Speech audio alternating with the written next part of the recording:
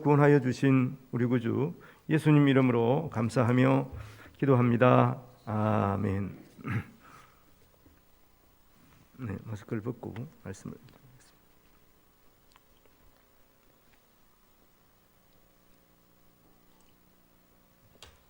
네, 오늘 성령 강림 주일인데요. 성령 하나님께서 이 시간 또 이 교회에 우리 모두에게 임하셔서 우리가 함께 성령 하나님과 동행하며 이 시간 하나님 앞에 예배하게 되는 줄로 믿습니다. 예수님께서 십자가에 죽으시고 부활하신 다음에 40일 동안 계시면서 하나님 나라의 복음을 전했다고 성경은 기록하고 있습니다. 그리고 예수님께서 승천하시기 전에 너희들이 그 당시에 예루살렘에 있으면서 기도하고 성령을 기다리라 말씀하셨거든요. 그래서 주의 제자들과 또 예수님의 어머니 마리아 여인들이 마가의 다락방에서 기도하고 있을 때 10일이 지난 즈음에 성령 하나님께서 임하셨습니다. 마가의 다락방에 120명 문도가 기도하고 있을 때 성령 하나님이 임하셨는데, 성경 사도행전 2장에 보면 불의 해가 고 바람 같은 성령이 임했다고 말씀합니다. 그래서 거기에 함께 기도하던 제자들과 또 여인들이 성령을 받고 충만하게 되어서 나가서 복음을 전했습니다. 그래서 복음을 전하는 곳에 교회가 세워지고, 교회가 세워진 곳에 또 성령께서 역사하셔서 오늘날 우리가 이렇게 또 교회에서 하나님 앞에 예배하게 된 것이죠. 얼마나 감사한 일인지 모르겠습니다. 오순절 제자들에게 임하신 성령 하나님께서 오늘 동일하게 이곳에서도 임하셨습니다. 그리고 교회에 지체된 우리 모든 성도들에게도 임하셨어요. 우리 마음 가운데 지금 성령 하나님께서 오셨습니다. 눈에 보이지 않지만 성령 하나님께서 이 자리에 우리와 함께 동행하고 계시는 것이죠. 하나님의 임재 가운데서 지금 우리가 하나님 앞에 지금 예배하고 있는 것입니다. 초대교회에서 성령이 임하신 것은 이미 예수님께서 말씀을 하셨어요. 예수님께서 약속을 하셨죠. 너희가 예루살렘을 떠나지 말고 기도하라. 예수님께서 그렇게 말씀하셨어요. 그러면 성령이 너희에게 임하리라. 약속하신 대로 성령 하나님께서 오신 것이죠. 예수님께서 제후의 만찬을 제자들에게 준비하게 하시고, 그 만찬 석상에서 예수님께서 십자가에 죽으실 것을 이미 또 말씀을 하셨잖아요. 그러자 제자들은 마음 가운데 근심 걱정이 생겼습니다. 두려움이 생겼어요. 3년 동안 예수님하고 같이 이렇게 지냈는데, 만일 이제 예수님께서 고난을 받아 십자가에 죽으시면 도대체 우리는 어떻게 할까? 과연 우리가 살아갈 수 있을까? 이렇게 걱정하고 있었습니다. 예수님께서 이런 제자들의 마음의 근심을 아시고 성령 하나님께서 오실 것을 예고해 주셨거든요. 그것이 요한복음 14장 16절 17절에 보면 내가 아버지께 구하겠으니 그가 또 다른 보혜사를 너희에게 주사 영원토록 너희와 함께 있게 하리니 그는 진리의 영이라, 이렇게 말씀합니다. 내가 아버지께 구하겠으니 다른 보혜사를 주시겠다는 거예요. 본래 보혜사는 이제 우리를 보호하시고 또 은혜를 베푸시는 그런 의미를 가지고 있거든요. 그래서 헬라어로 파라클레토스, 곁에서 우리를 부르시는 분이, 도우시는 분이에요. 그래서 영어로 하면 카운셀러 역할을 하는데, 바로 옆에서 우리를 돕고 우리의 은혜를 베푸시는 분 누구십니까? 예수님이시죠. 근데 예수님께서 다른 보혜사를 내가 아버지께 구해서 너에게 보내겠다, 그렇게 말씀해요. 이 다른 보혜사가 바로 성령 하나님이에요. 그러니까 성령 하나님을 내가 이제 가면, 예수님이 내가 하나님께로 가면, 승천하면 그 다음에 성령 하나님께서 오셔서 너희와 함께 있을 것이다, 그렇게 말씀하시는 것이죠. 그래서 그는 진리의 영이라, 이렇게 말씀하십니다. 성령 하나님께서 제자들에게 임하신 것이죠. 그리고 지금 이 순간 또 우리에게 임하셨어요. 그래서 우리가 바른 길을 가도록 우리를 도우시는 분이에요. 그래서 우리는 알든지 모르든지 늘 성령 하나님과 함께 살아가고 있다는 것이죠. 항상 성령 하나님께서 우리를 지켜보시고 또 우리를 가르치시고 바른 길로 가도록 하시는 것이죠. 근데 성령 강림절인데 오늘 우리가 읽은 본문하고 어떤 관계가 있는가? 놀랍게도 깊은 연관이 있습니다. 오늘 말씀 출애굽기 19장 1절에 보니까 이스라엘 자손이 애굽 땅을 떠난 지 3개월이 되던 날 그들이 시내 광야에 이르니라. 여기서 이제 3개월이 되던 날 하는 상황은 이스라엘 백성들이 6월절 날 떠나지 않습니까? 그때가 1월 15일이에요, 정확하게. 그래서 애굽의 모든 그 장자들을 하나님께서 치실 때 이스라엘 장자들은 살려주시고, 그래서 애굽의 왕 바로가 하나님께 항복했죠. 이제 너희들이 떠나라. 그래서 이스라엘 백성들이 6월절 날 떠나게 되는 거죠. 그래서 출애굽하게 됩니다. 출애굽하고 광야에서 이제 두 번째 딸을 보내게 되거든요. 그래서 이제 여기서 보면 3개월이 지난 되던 날, 이 말은 제 3월이 되는 때예요. 그러니까 1월 15일 날 지났는데 이제 3월이 된 겁니다. 3월. 그러니까 약 한 45일이 지금 지난 점이지 않습니까? 그때에 그들이 시내 광야에 이르니라 이렇게 돼 있죠. 그래서 이제 1개월 반이 지난 다음에 정확하게는, 그러니까 제 3월이 되는 그때에 이제 시내산, 하나님의 산 시내산 기슭에 도착을 한 것이죠. 그리고 며칠 후에 하나님께서 이 시내산에 강림을 하시는 것입니다. 이 시내산은 어떤 곳이냐 하면, 자, 모세가 장인의 양떼를 칠 때에 이상하게 서쪽 땅으로 또 가고 싶었어요. 그래서 계속 이렇게 가다가 결국 하나님을 처음으로 만난 장소가 이 시내산입니다. 호렙산이라고도 하는데, 그래서 이 산을 하나님의 산이라고 부르기도 하지만 한편으로 보면 제벨 무사, 그러니까 모세의 산이라 지금 이제 이렇게 불리고 있습니다. 그곳에 가면 제벨 무사 해가지고 새벽에 해 뜨기 전에 이렇게 착 올라가요. 올라가서 거기 해 뜰 때 거기에서 거기 조그마한 교회가 하나 있습니다. 거기에서 해 뜨는 장면을 함께 이제 보면서 이 하나님의 산에서 찬양을 부르고 그러는데, 이때가 언제냐 하면 정확하게 출애굽한 지 50일 정도 된 그때입니다. 그때 하나님께서 직접 이 시내산에 강림을 하시는 것입니다.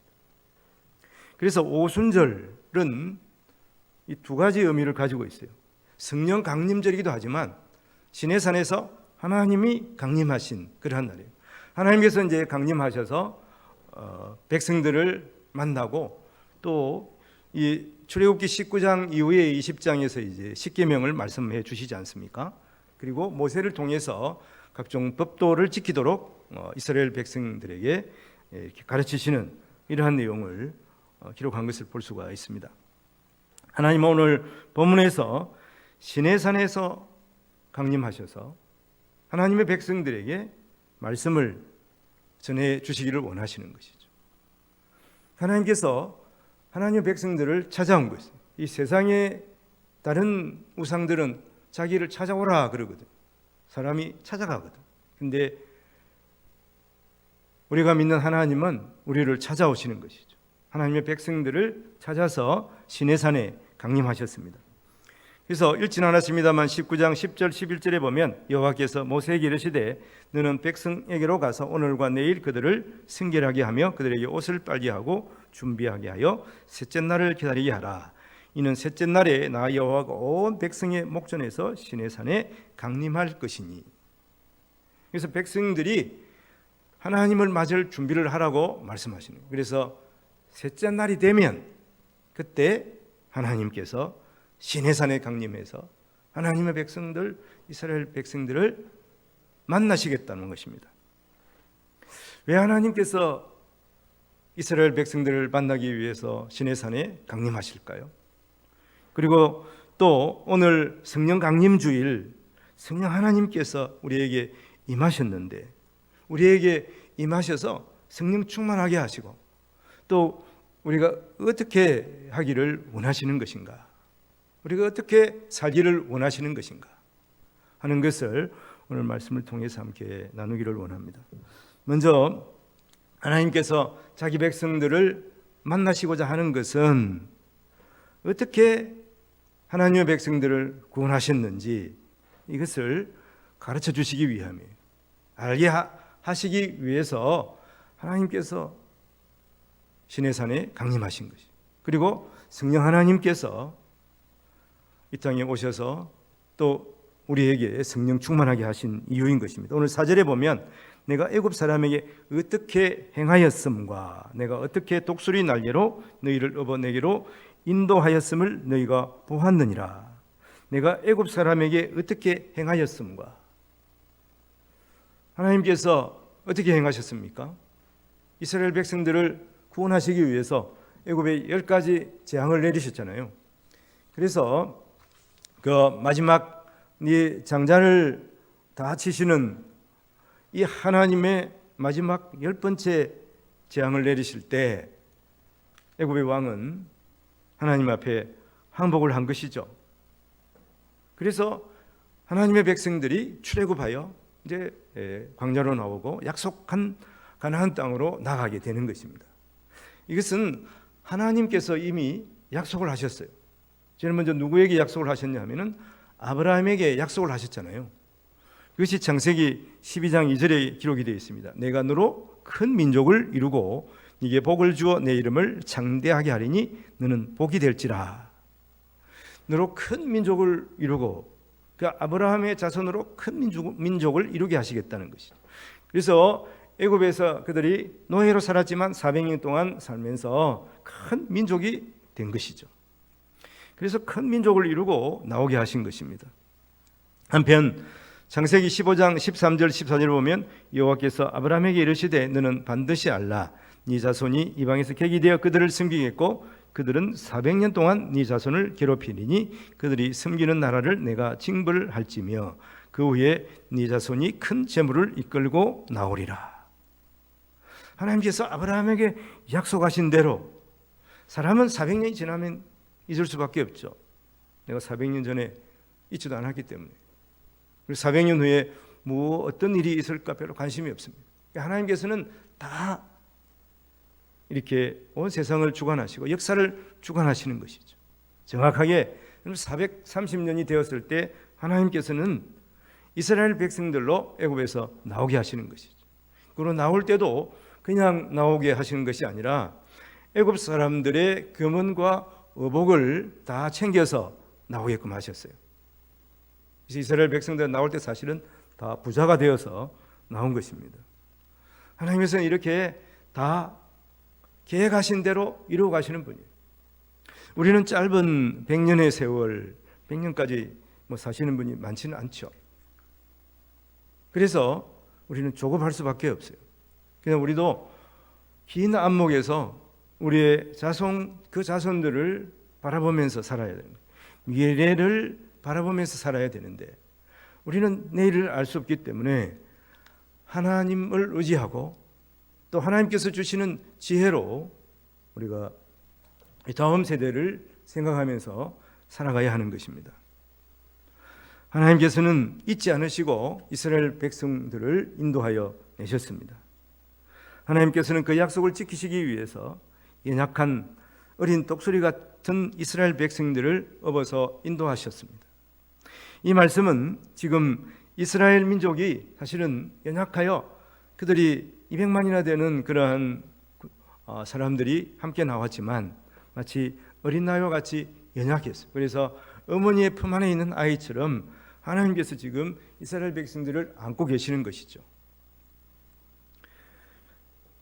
우리도 마찬가지입니다. 하나님이 이스라엘 백성들을 애굽에서 구원하시고 그래서 독수리 날개로 업어주신다 이렇게 말씀하고 있는데, 그래서 그들을 인도하여 40년 동안 광야에서 훈련하시고 이제 하나님의 백성으로서 그 역할을 감당할 수 있도록 가나안 땅으로 이끌었거든요.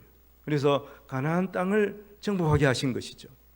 동일하게 하나님께서 우리도 연약하지만 우리를 인도하셔서 하나님의 자녀가 되게 하시고 우리를 위해서 예수님께서 자기의 생명을 내어주심으로 우리 죄를 사하시고 자기 백성을 삼아주신 것이죠. 지금도 성령 하나님께서 우리 안에 계셔서 우리에게 가르치시고 깨우치시고 또 우리를 인도하여 주시는 것이죠. 우리를 업어서 지금 인도하여 주시는 것을 우리가 잊지 말아야 하는 것이죠. 우리가 연약할수록 성령 하나님께서 우리를 더 강력하게 안아주시고 또 업어주시는 것입니다. 요한복음 14장 26절에 보면 보혜사 곧 아버지께서 내 이름으로 보내실 성령 그가 너희에게 모든 것을 가르치고 내가 너희에게 말한 모든 것을 생각나게 하리라. 우리의 구원은 하나님 백성이 된 것은 나의 공로가 아닙니다. 내가 현명해가지고 하나님을 믿는 것이 아니에요. 오직 어린 양 예수 그리스도의 피로 죄 씻음을 받아서 우리가 깨끗하게 되어서 하나님의 자녀가 된 것이죠. 이건 하나님의 전적인 사랑 때문입니다. 우리를 사랑하시기 때문에 우리를 구원하여 주신 것이죠. 근데 이것을 우리가 어떻게 알게 되겠습니까? 우리가 하나님의 자녀 된 것을 아는 것, 하나님께서 우리 죄를 사하시기 위해서 그 아들을 보내시고 2000년 전에 그 아들 예수 그리스도께서 십자가에 죽으심으로 우리 죄를 씻으신 것을 우리가 어떻게 알겠습니까? 그것은 성령 하나님께서 우리 안에 오셔서 우리에게 가르쳐 주심으로 아는 거예요. 그래서 우리는 더욱 하나님의 은혜에 감사하면서 살아가야 하는 것입니다. 성령 하나님께서 오신 것은 우리가 하나님의 자녀된 것을, 우리가 어떻게 구원받았는지, 하나님의 은혜가 얼마나 큰지 그것을 알게 하시기 위해서 임하신 것이죠. 이스라엘 백성들에게 시내산에서 임하신 그 하나님께서 어떻게 애굽에서 그들을 구원해내어서 그들을 독수리 날개로 보호하시며 인도하시는 것을 그들이 알게 하시기 위해서 하나님께서 직접 시내산에 강림하신 것입니다.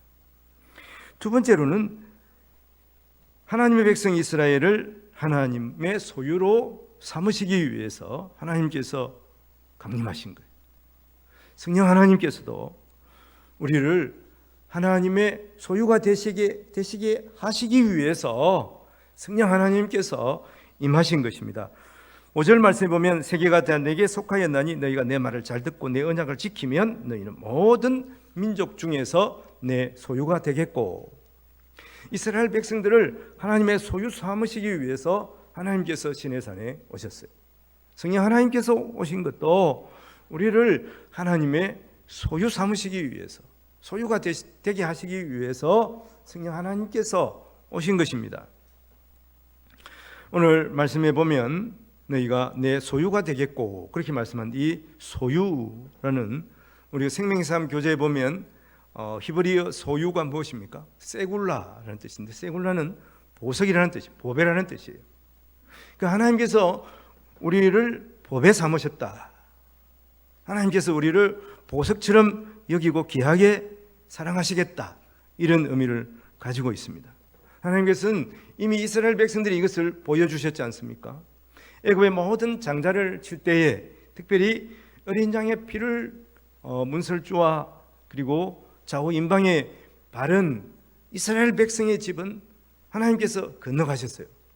하나님의 자녀로 하나님의 소유로 삼으시기 위해서 이스라엘 백성들의 장자는 치지 않으셨거든요. 이 장자는 그 사람들을, 그 집안을 대표한다고 그러지 않습니까? 그래서 모든 장자는 하나님의 소유가 된 것과 마찬가지로 이스라엘의 모든 백성들은 하나님의 소유가 된 것입니다. 그래서 그들은 죽지 않고 살 수가 있었던 것이죠. 그래서 시편 108편 8절에 보면 길르앗이 내 것이요 므낫세도 내 것이며 에브라임도 내 머리에 두고요 유다는 나의 규이며, 하여튼 복잡한 말입니다만은 바로 이스라엘 백성들이 내 것이다, 나의 보석이다, 그런 의미를 가지고 있는 것이죠.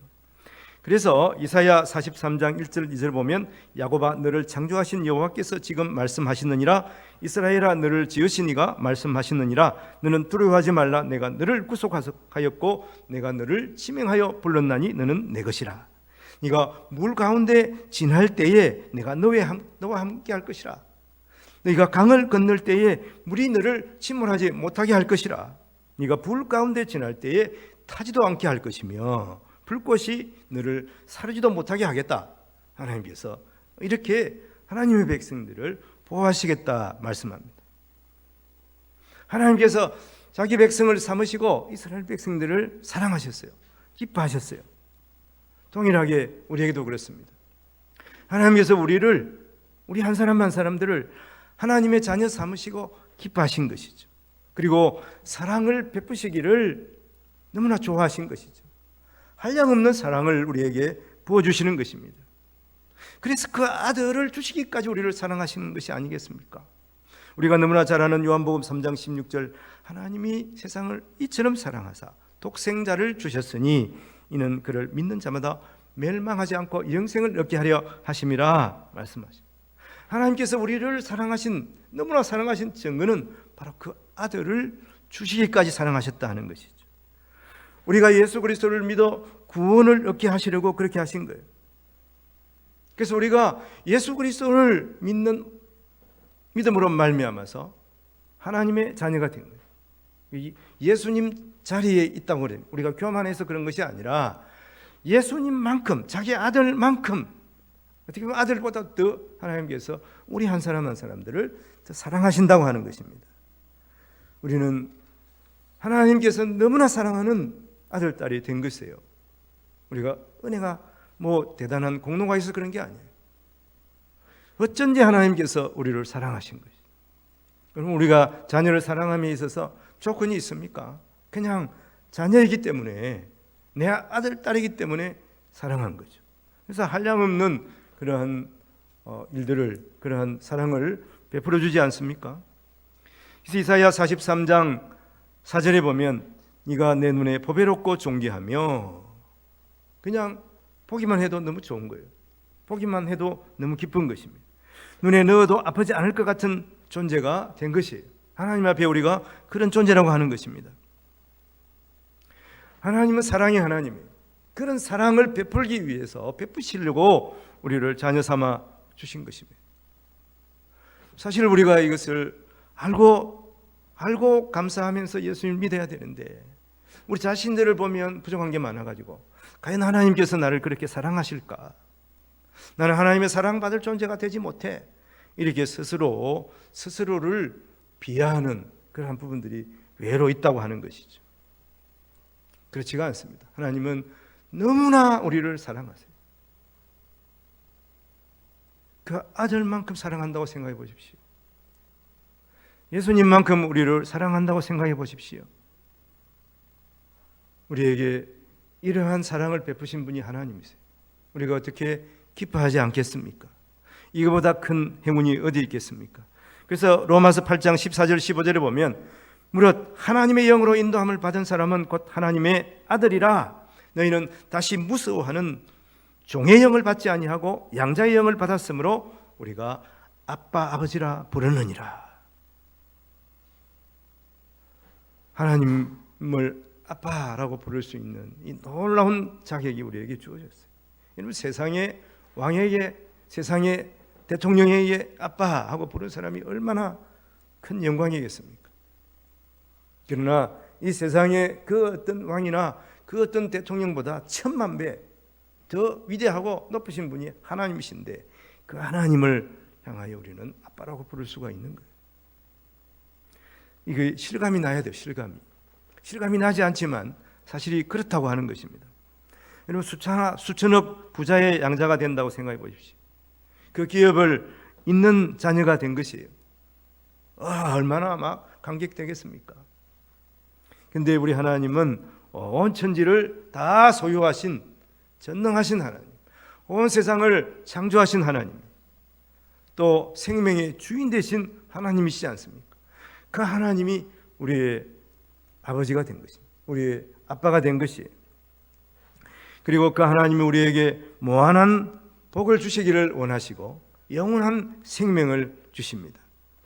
이 모든 복을 누리라고 우리를 자녀 삼아 주신 것이죠. 그래서 너는 내 소유다, 너는 내 보배야, 너는 내 사랑하는 아들, 딸이야, 이렇게 말씀하십니다. 시내산에 그 이스라엘 백성들이 보는 앞에서 강림하신 그 하나님께서는 이것을 그들에게 말씀해 주시고자 하는 거예요.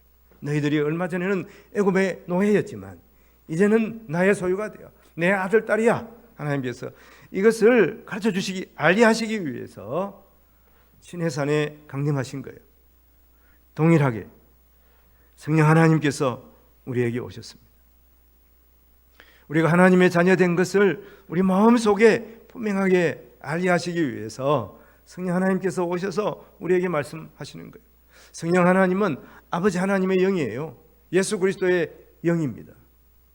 너희가 나의 소유가 되었어. 항상 내가 너희를 보호하고 있어. 어디를 가도 내가 너희를 보호하고 너희를 인도할 것이다. 이렇게 성령 하나님께서 우리 마음 가운데 오셔서 우리에게 지금도 말씀하고 계시는 것입니다. 로마서 8장 16절 17절에 보면 성령이 친히 우리의 영과 더불어 우리가 하나님의 자녀인 것을 증언하시나니, 성령 하나님이 우리 가운데 오셔서 너희가 하나님의 자녀다, 너희가 나의 자녀다, 그것을 계속 말씀하고 계시는 거예요. 그래서 자녀이면 또한 상속자, 하나님의 상속자요, 그리스도와 함께한 상속자니 우리가 그와 함께 영광을 받기 위하여 고난도 함께 받아야 할 것이니라. 우리 하나님의 상속자가 된 거예요. 누구와 함께? 예수 그리스도와 함께. 그러므로 우리는 때로 고난을 당해도 여러분 그 고난 때문에 너무 그걸 때문에 근심하거나 걱정할 이유가 없는 것이죠. 그리스도와 함께 기뻐할 수가 있는 거예요. 그래서 빌립보서 4장 4절에 주 안에서 항상 기뻐하라. 내가 다시 말하노니 기뻐하라. 사도 바울이 그랬잖아요. 바울은 이 기쁨을 알았기 때문에 세상에서 풍부하거나 또 세상에서 풍성하거나 또 세상에서 부족하거나 모자람이 있을 때에도 스스로 나는 자족하는 법을 배웠다고 성경에서 말씀하고 있어요. 세상에 하나님의 소유된 기쁨을 빼앗기지 않은 것이죠. 그러므로 우리 성도들도 내 안에 계신 성령 하나님과 함께 늘 기쁨이 충만하셔야 하는 거예요. 늘 기쁨이 충만하신 우리 성도들이 되시기를 바랍니다. 우리가 하나님의 자녀가 된 것이에요. 이것보다 더 큰 기쁨이 세상에 없는 것이죠. 그리고 세 번째는 이제 너희가 나의 소유로서 하나님의 소유가 됨으로써 하나님의 백성이 됨으로써 이 세상의 제사장 나라가 되고 또 거룩한 백성으로 살아가라 하시는 거예요. 그렇게 하시기 위해서 하나님께서 시내산에 강림하신 것입니다. 오늘 6절에 보면 너희가 내게 대하여 제사장 나라가 되며 거룩한 백성이 되리라. 이는 너는 이 말을 이스라엘 자손에게 전할지니라. 이렇게 이 말은 이제 모세에게 하신 말씀인데 너희가 바로 이스라엘 백성들이 제사장 나라가 되고 거룩한 백성이 되라. 그렇게 살아가라. 이렇게 말씀합니다. 여기에서 제사장 나라가 되고 이 말을 보면 직역하면 이제 너희가 제사장들의 나라가 되라. 이렇게 말씀하시는 것인데 먼저 제사장은 무엇입니까? 제사장은 하나님의 제단을 위해서 봉사하는 그러한 그 직위를 가지고 있지 않습니까? 그래서 온 세계 만민에 있는 이 세상 사람, 세상 민족들의 제사장 나라가 되라는 것이죠. 그것은 이 모든 그 세상 나라들이 또 잘못을 하고 죄를 짓고 그러잖아요. 그들을 위해서 기도하고 이 제사장처럼 중보하는 역할을 감당하려고 하는 것입니다. 그것은 한편 보면 거룩하신 하나님과 그 이 세상 나라들 사이에서 중재자 역할을 하라는 것이죠. 이 세상에 하나님의 뜻을 알리고 또 그들이 하나님을 알게 위한 하나님을 알도록 그들을 가르치고 인도하는 그러한 역할을 감당하라는 것입니다. 그러기 위해서는 거룩한 하나님의 백성이 되어야 하는 것이죠. 이 거룩하다 하는 것은 구별하다는 의미지 않습니까? 그래서 이스라엘 백성들은 이 타락한 세상에서 구별되어서 이제 살아가야 할 것을 말씀하는 것이죠. 하나님의 뜻대로 이 세상에 하나님의 뜻을 전하며 또 하나님의 뜻대로 살아가는 그 사명을 하나님의 백성들인 이스라엘이 감당하려고 하는 것입니다. 동일하게 이 베드로 사도는 이제 신약 시대에 우리가 하나님의 백성으로 살아가지 않습니까? 그 신약 시대에 있는 신약 교회에 대해서 이렇게 전하고 있습니다. 우리가 잘 아는 베드로전서 2장 9절에 보면 너희는 택하신 족속이요 왕같은 제사장들이요 거룩한 나라요 그의 소유가 된 백성이니 이는 너희를 어두운 데서 불러내어 그의 기이한 빛에 들어가게 하시니에 아름다운 덕을 선포하게 하려 하심이라. 이렇게 말씀하는 것입니다. 우리는 동일하게 하나님의 소유된 백성이에요. 그리고 거룩한 나라입니다. 하나님의 구속 역사가 우리 가운데 하나님께서 그 3500년 전 시내산에 강림하시고 그리고 2000년 전에 또 하나님 예수 그리스도께서 부활하시고 승천하신 이후에 마가의 다락방에 성령 하나님께서 임하셨잖아요. 동일하게 이 시대에 살아가고 있는 우리에게도 성령 하나님께서 오셨어요. 그 시대에 어떻게 보면 이스라엘 백성들이 애굽에서 나와서 시내산에 하나님 강림을 받을 그 이전 시대부터 하나님께서는 이미 이것을 계획하고 계셨거든. 너희는 거룩한 나라, 하나님의 소유된 백성으로 살아가야 한다. 그것을 아브라함에게 말씀하셨어요. 아브라함을 택하시고 그렇게 믿음의 길을 가게 하셨잖아요. 그래서 그 다음에 이스라엘 민족을 택하셔서 거룩한 나라로 삼으시고 제사장 나라가 되게 하셨잖아요. 그 시대에 하나님께서 이스라엘로 거룩한 하나님의 백성으로 살아가게 하신 것처럼 이 시대에 하나님께서 성령으로 우리를 충만하게 하셔서 우리가 거룩한 하나님의 백성으로 이 시대를 살아가게 하신 것입니다. 그래서 맨맨하게 흘러가고 있는 하나님의 구속 역사를 이루기 위해서 아브라함을 택하시고 이스라엘을 택하신 또 제자들을 택해서 불러 세우신 것처럼 이 시대에 우리를 불러서 하나님께서 택하시고 이 거룩한 백성으로서의 사명을 감당하도록 하신 것입니다. 우리는 이 선택된 하나님의 사명자임을 잊지 말아야 하는 것이죠. 예수님은 이 일을 성취하기 위해서 사람이 되어 이 땅에 오시고 사망을 이기시고 부활하셨습니다. 예수 그리스도는 이 세상에 어떤 권세에 굴복하지 않았습니다. 동일하게 우리에게도 이 사명을 주셨습니다. 우리가 그 사명자임을 잊지 말아야 하는 거예요. 그래서 우리가 이 세상 죄에 굴복하면 안 되는 거예요. 이 세상 죽음에 굴복할 수가 없는 존재가 된 거예요. 예수 그리스도처럼 우리는 영생하는 하나님의 자녀가 된 것입니다. 그래서 이 세상을 선도하고 이 세상을 바르게 이끌어야 할 책임이 있는 거예요. 세상이 잘못하면 그 세상을 향해서 책망하는 역할을 우리에게 맡기신 거예요. 이 세굴라, 소유된 백성, 이 소유라는 의미는 보석이라는 의미가 있지만 또 한편으로는 총리라는 의미가 있어요. 이 총리는 그 나라를 다스리는 제2인자잖아요. 우리의 1인자는 하나님이세요. 하나님께서 우리를 이 세상에 총리 삼아 주셨습니다. 하나님께서 애굽에 요셉을 보내셔서 요셉은 그곳에 노예로 갔지만 하나님께서 그곳에서 요셉을 총리 삼아 주신 것이죠. 이스라엘도 마찬가지입니다. 이스라엘 온 세상을 향한 총리된 나라로 삼아 주셨지만 그들은 교만했어요. 하나님의 말씀을 바로 듣지 아니하고 그들이 하나님께서 약속하신 가나안 땅에 들어가서 우상을 섬기고 그리고 이방 나라를 향하여 그들은 교만했습니다. 마치 짐승처럼 여기고 하나님의 뜻에 불복하다가 결국 그들이 바벨론에 끌려가서 노예가 되지 않았습니까? 하나님께서 오늘날 우리에게 주신 귀한 사명, 여러분 이 세상에 총리되게 하신 사명을 결코 우리는 잊지 말아야 하는 거예요. 그래서 우리는 여러분 이 세상 문명, 이 세상의 어떤 문화에 끌려가는 존재가 아니에요. 이 세상 사상에 빠져들어가는 존재가 아닙니다. 이 세상 잘못되는 것들을 선도하고 또 바르게 이끌어야 하는 책임이 우리에게 있다고 하는 거예요. 제가 항상 강조하는 것이 성도는 이 세상에 선생된 직분을 감당하고 있다는 거예요. 이 세상을 바르게 가르쳐야 할 책임이 있는 것이죠. 하나님께 이끌어야 할 책임이 바로 우리에게 있는 것을 우리가 알아야 하는 것입니다. 이 일을 우리가 어떻게 하겠습니까?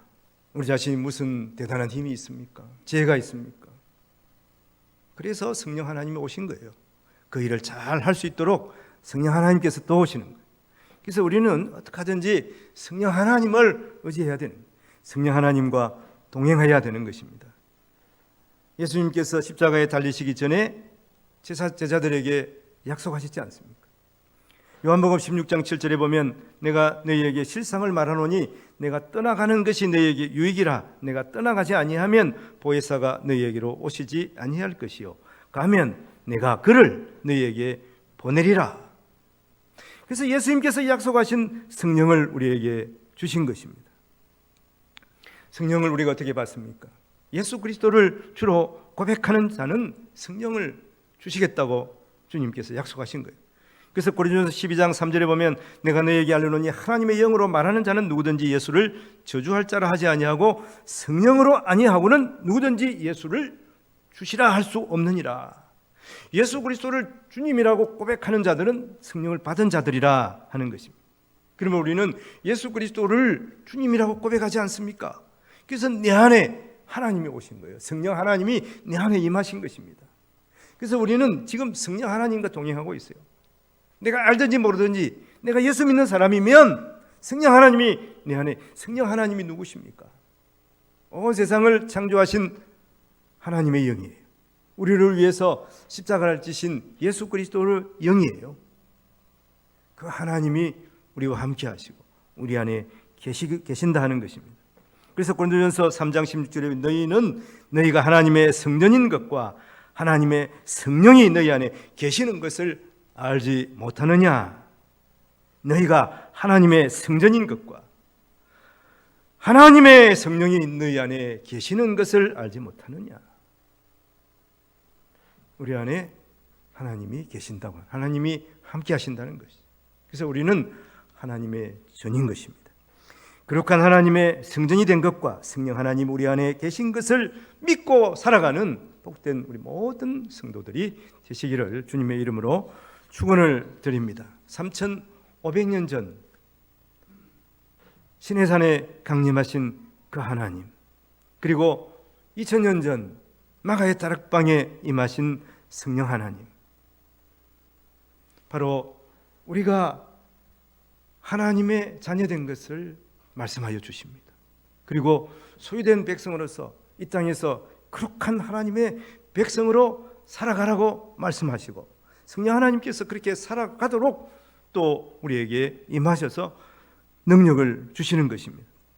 우리를 구원하신 하나님께 경배하며 우리가 하나님의 소유된 백성으로서 하나님께서 우리에게 주신 거룩한 백성의 사명을 감당하며 남은 삶을 힘있게 성령 하나님과 함께 살아가시는 모든 성도들이 되시기를 주님의 이름으로 축원을 드립니다. 기도합니다. 오늘 성령 강림절 성령을 사모하며 예배하게 하시니 감사합니다. 3500년 전 이스라엘을 애굽의 노예에서 구원하시고 귀한 보석처럼 소유로 삼으시고 우리 하나님께서 그 백성을 약속의 땅 인도하시고 제사장 나라가 되게 하셨습니다. 이제 하나님의 영 성령 하나님께서 교회를 세우시고 우리에게 임하시고 하나님의 뜻을 따라 예수를 믿고 구원받게 하셨습니다. 우리가 하나님의 뜻대로 제사장 나라 거룩한 백성의 사명을 감당하게 하여 주시옵소서. 성령 하나님이 내 안에 오셨습니다. 내 안에 계시는 성령 하나님과 늘 동행하며 승리하며 나아가는 저희들 되게 하여 주시고 하나님의 뜻을 이 땅에 온전히 펼치는 제자된 사명을 잘 감당하게 도와주옵소서. 감사하고 우리를 죄에서 구원하신 예수님 이름으로 기도합니다. 아멘.